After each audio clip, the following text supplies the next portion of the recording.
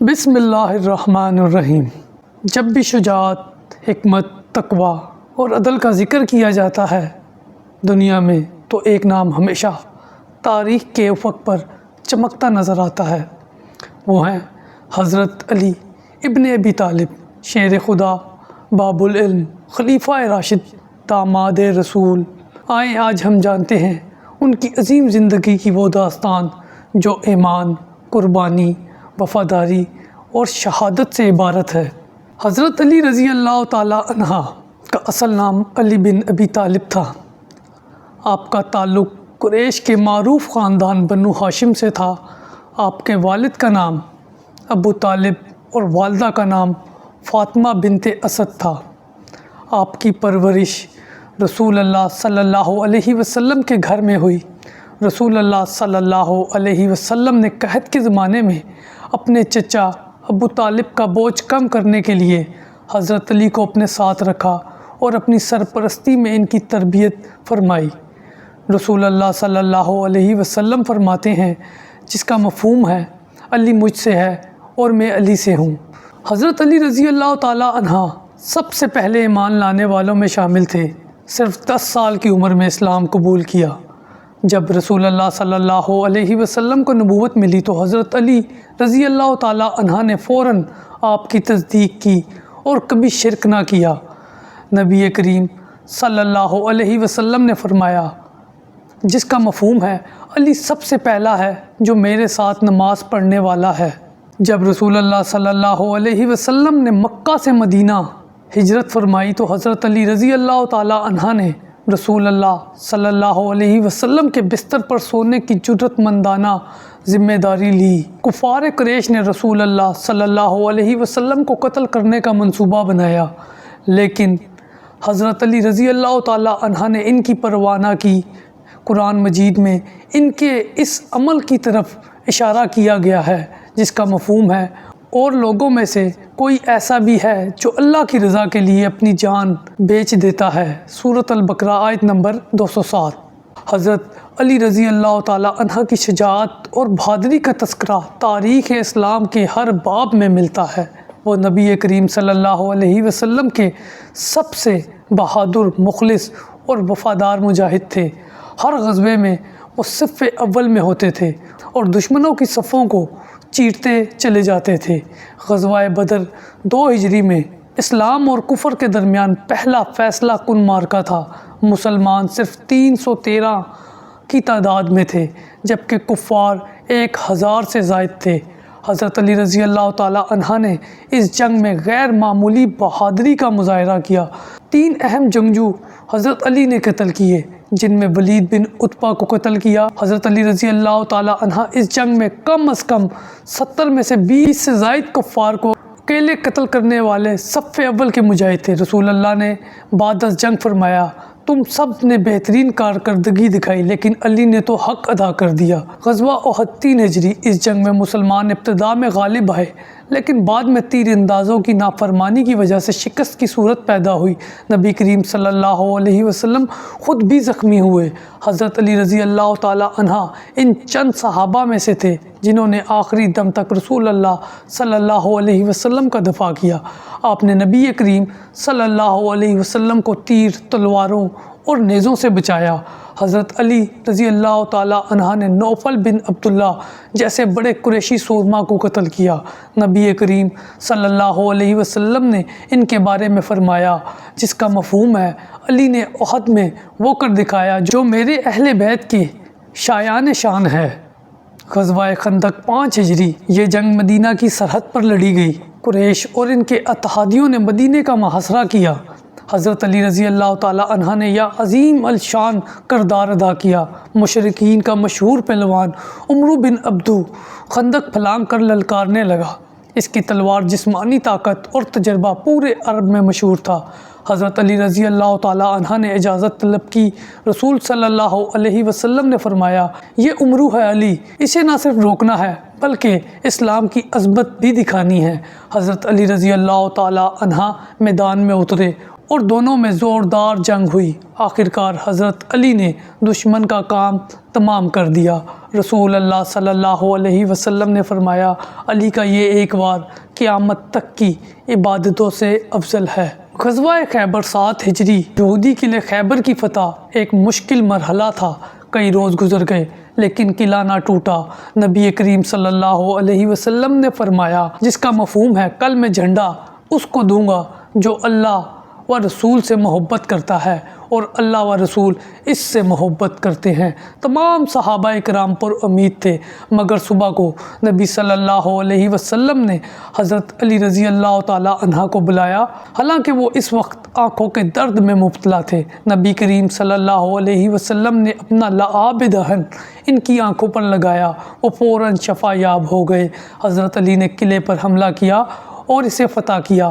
ایک مقام پر حضرت علی نے قلعے کا دروازہ اکھاڑ لیا اور اسے بطور ڈھال استعمال کیا۔ مورخین لکھتے ہیں کہ وہ دروازہ 6 آدمی بھی نہ اٹھا سکے جو حضرت علی رضی اللہ تعالیٰ عنہ نے اکیلے اٹھا رکھا تھا۔ غزوہ حنین، طائف اور تبوک 8 اور 9 ہجری۔ حنین میں مسلمانوں پر ابتدا میں شدید حملہ ہوا اور بہت سے لوگ میدان چھوڑ گئے۔ حضرت علی رضی اللہ تعالیٰ عنہ ان چند صحابہ میں تھے جو نبی کریم صلی اللہ علیہ وسلم کے ساتھ جم کر لڑے۔ طائف کا قلعہ انتہائی مضبوط تھا۔ حضرت علی نے دیواروں پر چڑھ کر دشمن کو نیچے اتارا۔ غزوہ تبوک میں یہ غزوہ قحط، گرمی اور قلت کے دور میں ہوا۔ اگرچہ لڑائی نہیں ہوئی مگر حضرت علی رضی اللہ تعالیٰ عنہ مدینے میں نائب مقرر کیے گئے۔ کچھ منافقین نے افواہ اڑائی کہ حضرت علی رضی اللہ تعالیٰ عنہ کو پیچھے چھوڑا گیا ہے۔ رسول صلی اللہ علیہ وسلم نے فرمایا، جس کا مفہوم ہے، اے علی، کیا تم اس بات پر راضی نہیں کہ تم میرے لیے ایسے ہو جیسے موسیٰ کے لیے ہارون تھے؟ اس کے علاوہ کئی چھوٹی اور بڑی مہمات میں حضرت علی شامل رہے۔ ان مہمات میں انہوں نے نہ صرف عسکری قیادت دکھائی بلکہ انصاف، حکمت اور تبلیغ کا بہترین نمونہ بھی پیش کیا۔ حضرت علی رضی اللہ تعالیٰ عنہ کے ہاتھوں اللہ تعالیٰ نے اسلام کو بارہا فتح دی۔ ان کی تلوار ذوالفقار دشمنوں پر بجلی بن کر گرتی تھی۔ وہ صرف جنگجو نہیں تھے بلکہ عدل، تقوی اور علم کے بھی امام تھے۔ حضرت علی رضی اللہ تعالیٰ عنہ کی شادی رسول صلی اللہ علیہ وسلم کی بیٹی حضرت فاطمہ سے ہوئی۔ ان کی ازدواجی زندگی سادگی، محبت اور برکت کا نمونہ تھی۔ اللہ نے ان کے بطن سے حضرت حسن رضی اللہ تعالیٰ عنہ اور حضرت حسین رضی اللہ تعالیٰ عنہ جیسے عظیم نواسے عطا کیے۔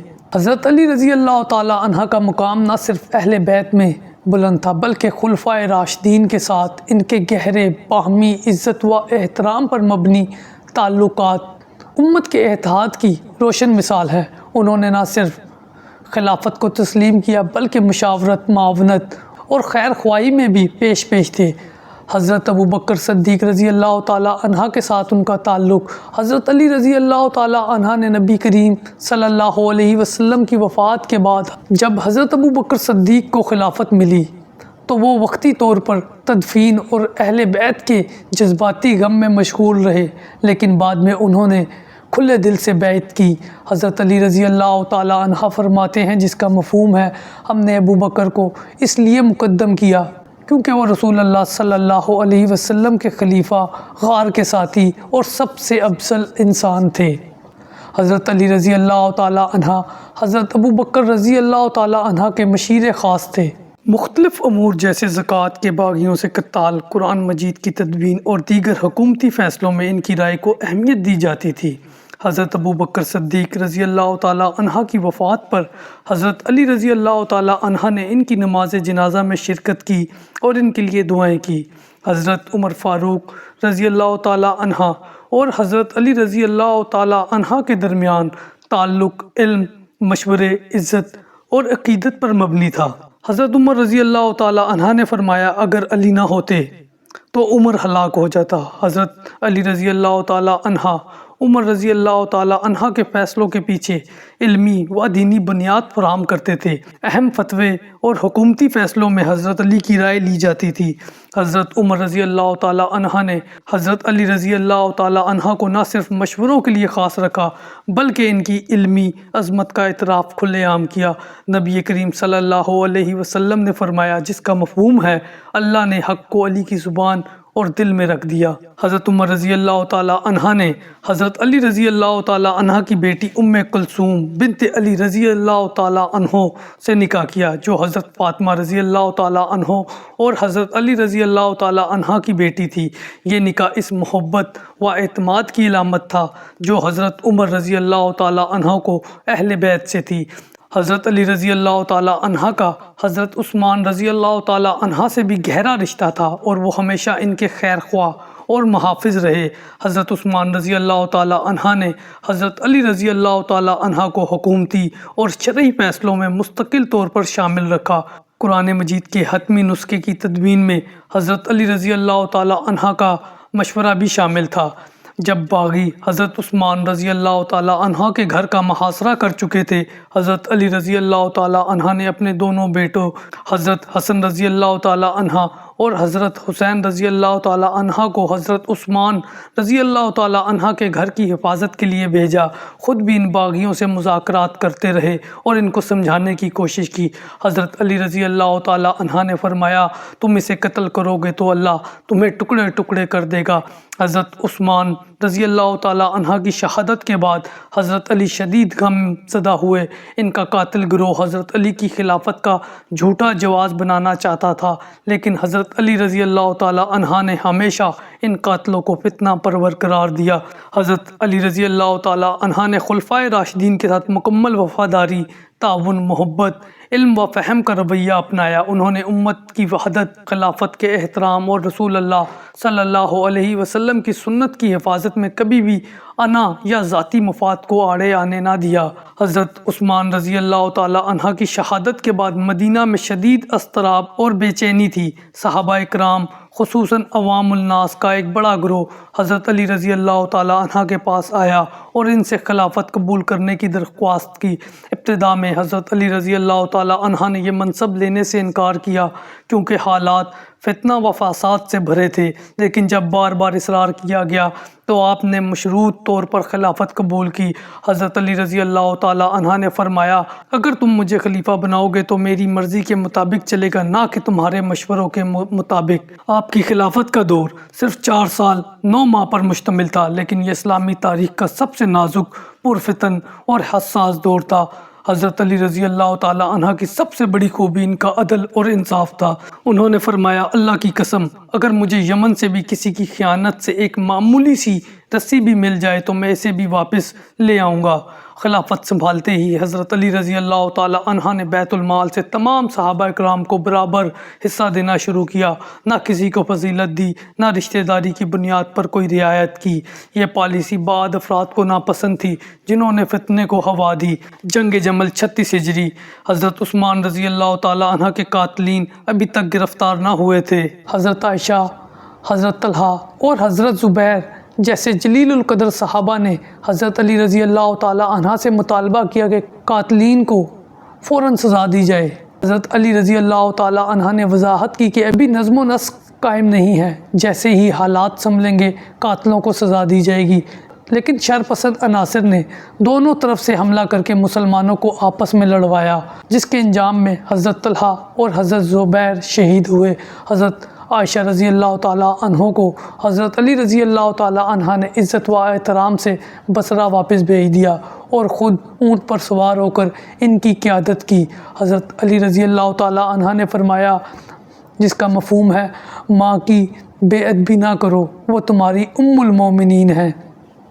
اس کے بعد صفین کی جنگ میں حضرت معاویہ رضی اللہ تعالیٰ عنہ جو شام کے گورنر تھے اور حضرت عثمان رضی اللہ تعالیٰ عنہ کے رشتہ دار بھی، انہوں نے قاتلین کے قصاص کا مطالبہ کیا۔ حضرت علی رضی اللہ تعالیٰ عنہ نے فرمایا کہ پہلے بیعت کرو پھر انصاف ہوگا، لیکن حضرت امیر معاویہ رضی اللہ تعالیٰ عنہ نے انکار کیا اور جنگ کا آغاز ہو گیا۔ دونوں لشکر صفین کے مقام پر آمنے سامنے آئے۔ تقریباً 90,000 مسلمان اس جنگ میں شریک ہوئے۔ جب حضرت علی رضی اللہ تعالی عنہ کا لشکر غالب آیا تو شام کے لشکر نے قرآن کو نیزے پر بلند کر دیا۔ بعض سادہ لو افراد حضرت علی پر دباؤ ڈالنے لگے کہ جنگ بندی کی جائے۔ حضرت علی رضی اللہ تعالی عنہ کو مجبوراً حکمت پر راضی ہونا پڑا۔ حضرت ابو موسیٰ اشعری اور عمرو بن عاص ثالث مقرر ہوئے۔ جن لوگوں نے حکمت پر حضرت علی رضی اللہ تعالی عنہ کو مجبور کیا تھا وہی بعد میں ان کے خلاف ہو گئے اور انہیں کافر قرار دینے لگے۔ انہیں خوارج کہا گیا۔ حضرت علی رضی اللہ تعالی عنہ نے ان سے عملی دلائل سے بات کی مگر وہ نہ مانے۔ جنگ نہروان میں تقریباً تمام خارجی مارے گئے، صرف تھوڑے سے بچے تھے۔ حضرت علی رضی اللہ تعالی عنہ نے فرمایا، جس کا مفہوم ہے میں ان فتنہ پروروں کا خاتمہ نہ کرتا تو وہ قیامت تک امت کو گمراہ کرتے رہتے۔ حضرت علی رضی اللہ تعالی عنہ نے ان 4 برسوں میں فتنے پر قابو پانے کی بھرپور کوشش کی۔ امت کو تقسیم ہونے سے روکنے کے لیے صبر کا دامن نہ چھوڑا۔ خلیفہ ہوتے ہوئے بھی کھانے میں سوکھی روٹی، کپڑوں میں پیوند اور راتوں میں سجدہ ان کا معمول تھے۔ حضرت علی رضی اللہ تعالی عنہ کی خلافت اگرچہ آزمائشوں سے بھری ہوئی تھی، ان کی حکمت، شجاعت، عدل، صبر اور علم نے اسلام کو فتنوں سے بچانے کی عظیم کوشش کی۔ حضرت علی رضی اللہ تعالی عنہ کو 17 رمضان 40 ہجری کو صبح کے وقت عبد الرحمن بن ملجم نامی خارجی نے مسجد کوفہ میں نماز کے دوران زہر آلود تلوار سے حملہ کیا۔ زخم گہرا تھا۔ 2 دن بعد آپ کی شہادت ہو گئی۔ آپ کو نجف الاشرف میں دفن کیا گیا۔ ان کی آخری الفاظ تھے جس کا مفہوم ہے یعنی رب کعبہ کی قسم میں کامیاب ہو گیا۔ رسول اللہ صلی اللہ علیہ وسلم نے فرمایا جس کا مفہوم ہے میں علم کا شہر ہوں اور علی اس کا دروازہ ہے۔ ایک اور حدیث جس کا مفہوم ہے جس کا میں سردار ہوں علی بھی اس کے سردار ہیں۔ حضرت عمر رضی اللہ تعالی عنہ نے فرمایا علی کے بغیر ہم ہلاک ہو جاتے۔ حضرت علی رضی اللہ تعالی عنہ کی زندگی ایک مکمل نمونہ ہے۔